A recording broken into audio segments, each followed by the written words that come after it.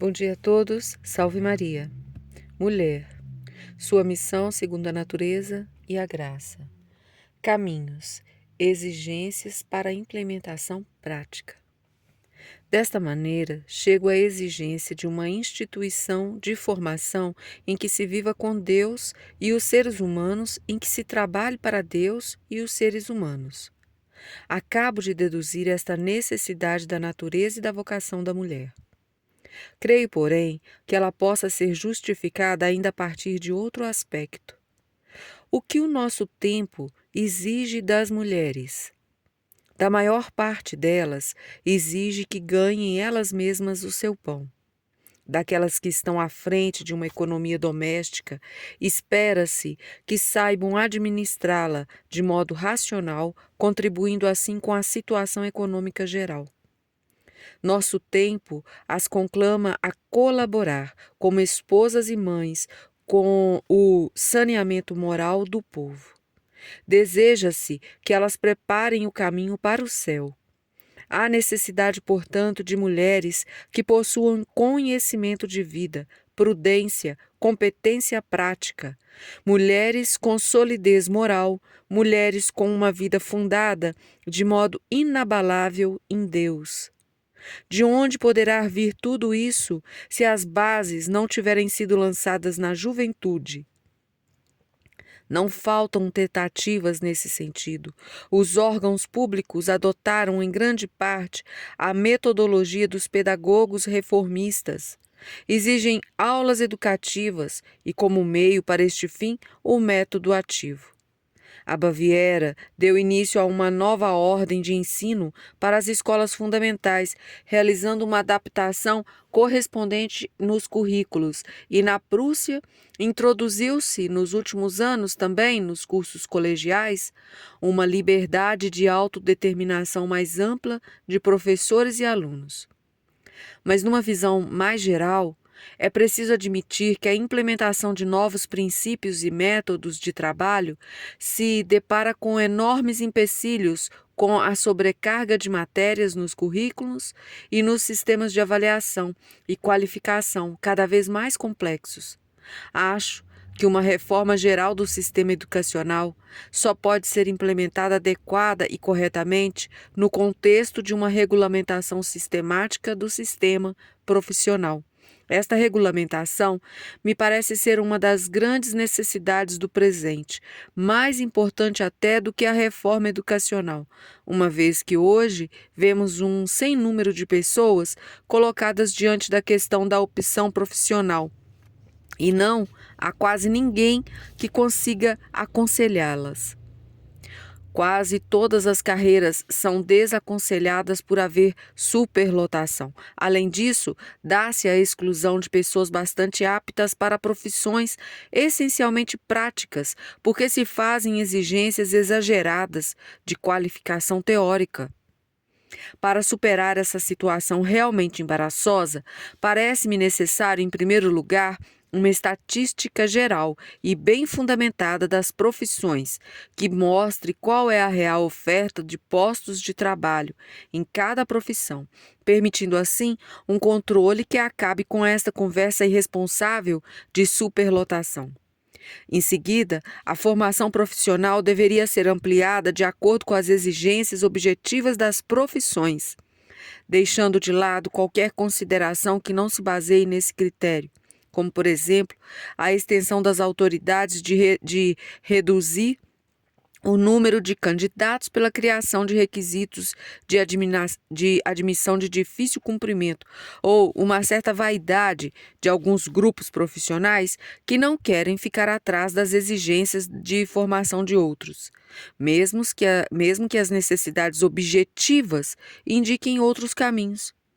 Com esse sistema de profissionalização sistematicamente ampliado, deveriam colaborar então as instituições de formação da juventude, ou melhor, estas deveriam ser integradas ao sistema, para que analisassem e selecionassem os jovens conforme seus dons individuais, de modo que as aptidões fossem descobertas o mais cedo possível e pudessem servir de base para uma orientação vocacional e escolha profissional adequada. Poderia ocorrer também uma seleção das matérias, tendo em vista a formação para a profissão futura definida com antecedência. Tudo isso pressupõe naturalmente uma grande liberdade e versatilidade no trabalho dessas instituições de formação. Fico imaginando um grupo de sistema Montessori que abranja todas as faixas etárias até o jardim, até o limiar das escolas propriamente profissionais. Nas escolas para moças, o núcleo fixo deveria ser constituído por uma formação geral, exigida segundo a natureza e a vocação da mulher, uma cuidadosa formação religiosa, na medida e nas formas adequadas à perspectiva faixa etária. Ao lado desta introdução, a economia geral e doméstica, assistência a crianças e adolescentes, funções sociopolíticas. Tudo isso não apenas na teoria, e sim, simultaneamente, na teoria e na prática, não em forma de experiências de laboratório, e sim pela solução de tarefas reais, se bem que pequenas e modestas.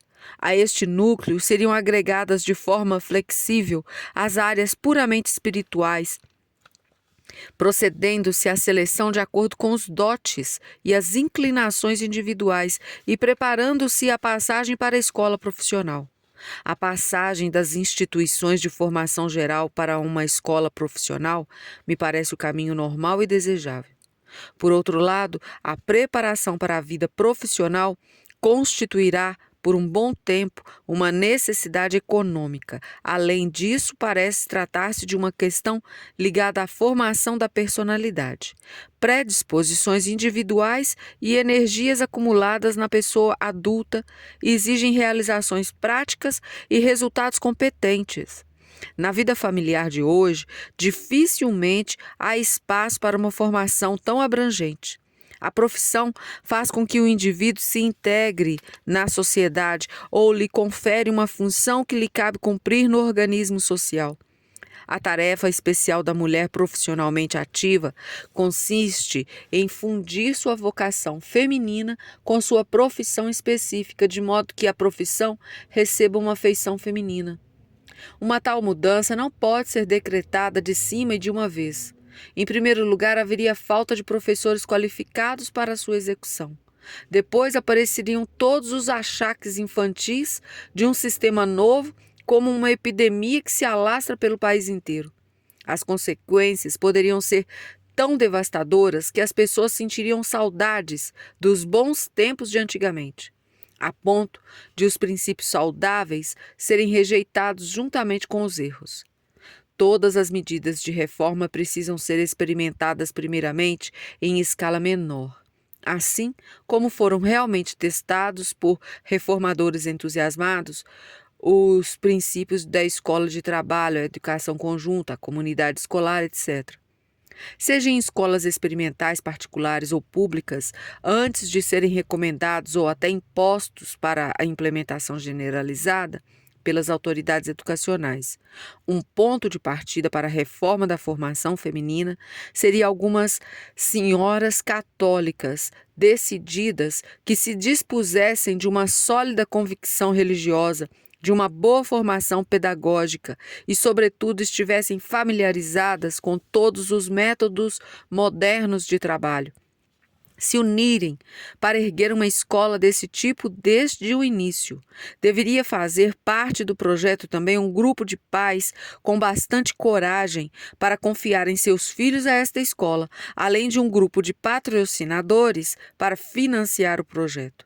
As autoridades educacionais pediria, por enquanto, apenas que, reduzindo a matéria e ampliando a liberdade de ação, criem o espaço necessário para os professores que possam e queiram trabalhar na linha do novo conceito de formação.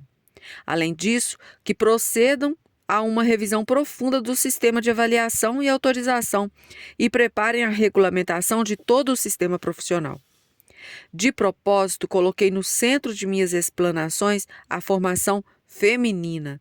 Suponho ter dado ênfase suficiente ao fato de que tanto as mulheres quanto os homens são seres individuais, cuja individualidade deve ser respeitada no processo de formação.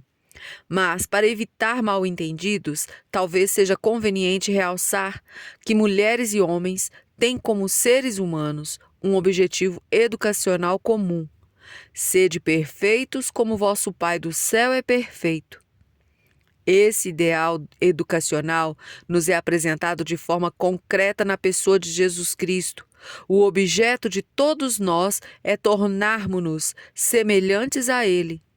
O caminho de todos nós consiste em sermos formados por Ele próprio, juntando-nos como membros organicamente a Ele como cabeça. Mas o material de partida é diverso. Deus criou o ser humano como homem e mulher e deu a cada um uma função especial no organismo da humanidade. Pela queda, tanto a natureza masculina quanto a feminina degeneraram. No alto forno do formador divino, ambos podem ser livrados dessa escória. Quem se abandonar incondicionalmente a esta formação não só verá restabelecida a pureza natural, como crescerá mais até se tornar um alter Christus, no qual já não existirão barreiras, pois estarão unidos neles os valores positivos do homem e da mulher. Mas todo o trabalho de formação humano deve partir da base natural. Terminamos hoje mais uma parte da nossa leitura. Espero que estejam aproveitando. Perdoem os erros na leitura e a todos um ótimo dia. Salve Maria.